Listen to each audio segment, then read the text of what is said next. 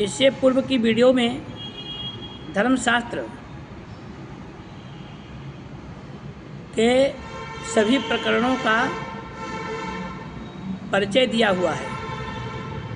अब इस हम दूसरे उसी धर्मशास्त्र नामक ग्रंथ से दूसरे प्रकरण में आ रहे हैं, सृष्टि प्रकरण।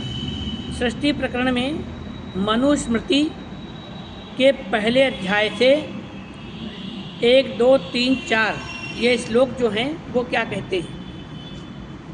मनुस्मृति का जो सृष्टि प्रकरण में है प्रथम अध्याय से ये श्लोक हैं।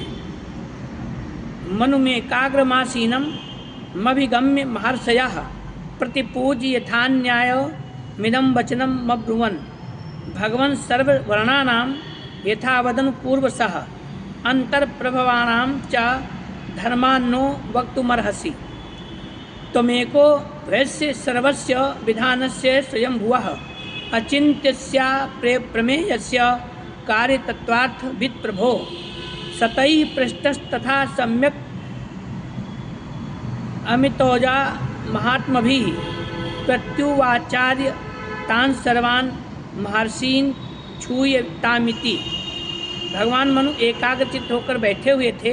महर्षिगण उनके समीप जाकर यथा योग्य उनकी पूजा करने वाले, हे भगवान, चारों वर्ण तथा उनके पश्चात उत्पन्न वर्ण संकर जातियों का धर्म वर्णन कीजिए, क्योंकि कर्म विधायक अचिंत्य अपरिमेय अपौरुषेय समस्त वेद शास्त्रों के कार्य तत्व तथा अर्थ ज्ञान के जानने वाले एकमात्र आप ही हैं।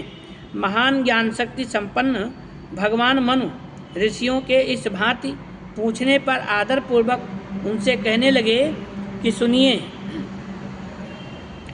आसीदिदं तमोभूतं प्रज्ञातं लक्षणं अतर्क्य अप्रतर्क्य अभिज्ञेयं प्रसुप्तमिव सर्वतः ततः स्वयंभूर भगवान व्यक्तो व्यंजनमिदं महाभूतादिवृत्तौजाः प्रादुरासीत्तमोनुदः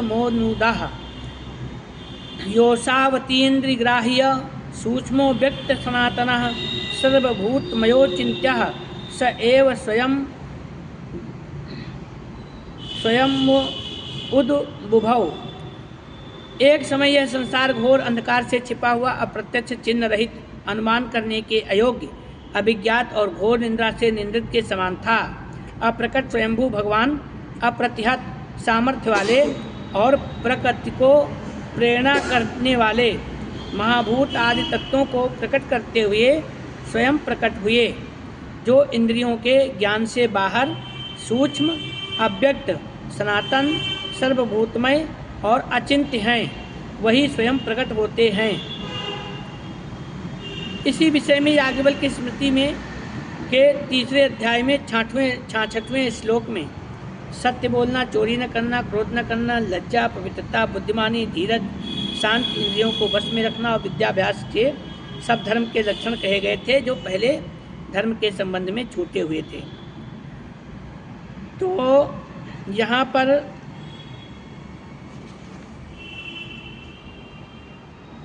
सृष्टि आरंभ में प्रकरण में पुनः आते हैं। सो विद्याय शरीरात स्वात् शिश्रक्षु विविधा प्रजा अप एव ससर्जादौ तासु बीजमवासृजत् तदंड भवद्देधं शास्त्रांशु समप्रभम तस्मिन् यज्ञे स्वयं ब्रह्मा सर्वलोक पितामह। आपो नारा इति प्रोक्ता आपो वै नरसूनवः ता यदस्यायनं पूर्वं तेन नारायणः स्मृतः यत्तत्कारणमव्यक्तं नित्यं सत्सदात्मकं तद्विशिष्टः स पुरुषो लोके ब्रह्मेति कीर्त्यते।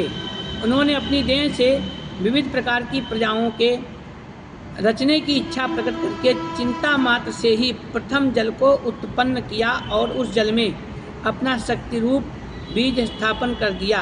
वह बीज सुवर्ण वर्ण सूर्य के समान प्रकाश युक्त एक अंडा बन गया। उस अंडे में वह परमात्मा स्वयं सब लोगों के पितामह ब्रह्मा बनकर उत्पन्न हुए।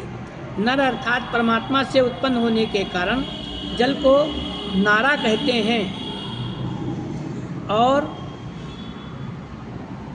उस जल में परमात्मा का प्रथम निवास स्थान होने से वे नारायण कहे जाते हैं, जो आदि कारण अव्यक्त नित्य और सदात्मक हैं।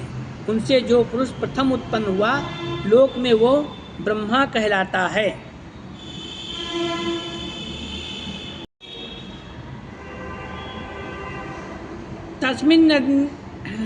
तस्मिन् अंडे स भगवान शित्वा परिवत्सरम स्वमेवात्मनो ध्यानात् तद्दंड मकरोद्दुधा ताभ्यां सा शकलाभ्यां च दिवं भूमिं च निर्ममे मध्ये व्योम दिशश्चाष्टा वपां स्थान च शाश्वतम्।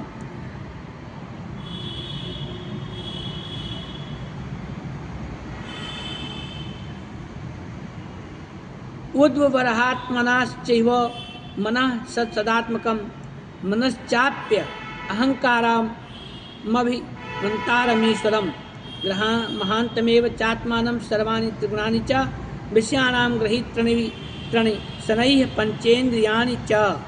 भगवान ब्रह्मा ने उस अंडे में 1 वर्ष तक वास करके आत्मगत ध्यान के सहारे अंडे को खंड किया। उन्होंने दोनों खंडों में से ऊपर वाले खंड में स्वर्गलोक, नीचे के खंड में पृथ्वी और दोनों के बीच में आकाश, 8 दिशा और चिरस्थायी समुद्र को बनाया। परमात्मा स्वरूप सदात्मक मन को उत्पन्न किया। मन से मैं ईश्वर हूँ ऐसा अभिमान करने वाला अहंकार उत्पन्न हुआ। उन्होंने अहंकार से माया सहित महातत्व को उत्पन्न किया और सत्व, रज और तम, सत्वगुण, रजोगुण, तमोगुण, इन 3 गुणों से युक्त और शब्द, स्पर्श, रूप, रस तथा गंध की ग्रहण करने वाली श्रोत्र आदि 5 इंद्रियों को धीरे धीरे रचा। तेषां त्वयावान् सूक्ष्मान् शरणामप्यमितौजसां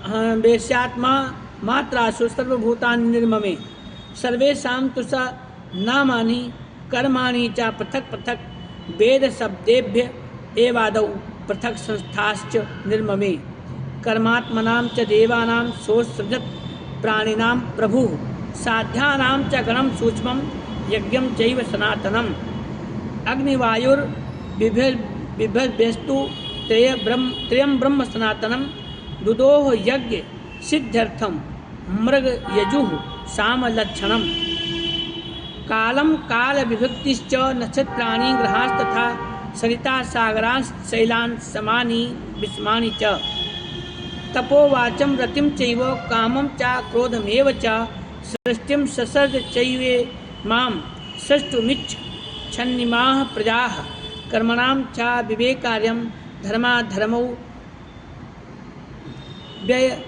व्यचयेत् द्वन्द्वैर्योर्जयेच्चेमाः मुख दुःखादिभिः प्रजाः लोकानां तु विविध्यर्थं मुख बाहुरुत्पादतः ब्राह्मणं क्षत्रियं वैश्यं शूद्रं च निर्वर्तयेत्।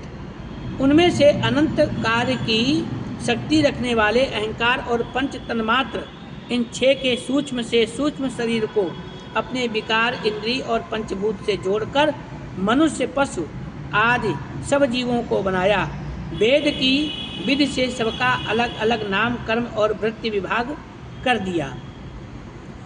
उस प्रभु ने कर्मों के अंगभूत देवताओं, प्राणधारी और साध्य नामक सूक्ष्म देवताओं और सनातन यज्ञों को बनाया। अग्नि, वायु और सूर्य से यज्ञ कार्य के लिए क्रम से ऋक, यजु और साम, इन 3 सनातन वेदों को प्रकट किया। काल का काल विशेष विभाग, मास, ऋतु, अयन, नक्षत्र, ग्रह, नदी, समुद्र, पर्वत, सम, विषम, भूमि, तपस्या, वाक्य, चित्त का परितोष, काम और क्रोध, इन सबको प्रजा की सृष्टि की अभिलाषा से उत्पन्न किया। कर्मों के जानने के लिए धर्म और अधर्म का विभाग किया और धर्म अधर्म के फल सुख दुखों से प्रजाओं को युक्त कर दिया। लोकों की वृद्धि के लिए अपने मुख से ब्राह्मण को, बाहु से क्षत्रिय को, उरु से वैश्य को और पद से शूद्र को उत्पन्न किया। द्विधा कृतात्मनो देहात्मधर्मेण पुरुषोद्भवत् अर्धेन नारी तस्यां सा विराजं सृजत प्रभुः तपस्तप्त्वा सृजत्यं तुषा स्वयं पुरुषो विराट तमाम वित्तास्य सर्वस्य सृष्टारं द्विजसत्तमाः। ब्रह्मा ने अपनी देह को दो भाग करके आधे से पुरुष और आधे से स्त्री बनाई और उस नारी के गर्भ से विराट को उत्पन्न किया।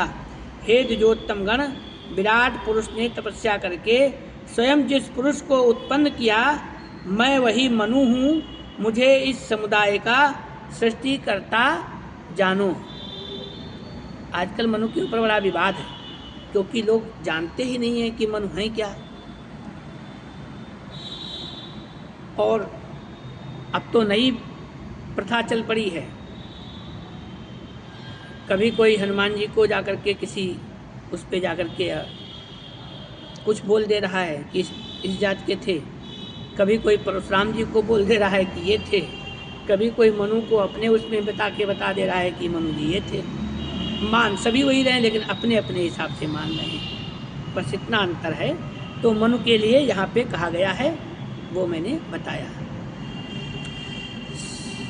सृष्टि प्रकरण, धर्मशास्त्र के सृष्टि प्रकरण का ये प्रथम भाग है। अब चलते हैं द्वितीय भाग की ओर।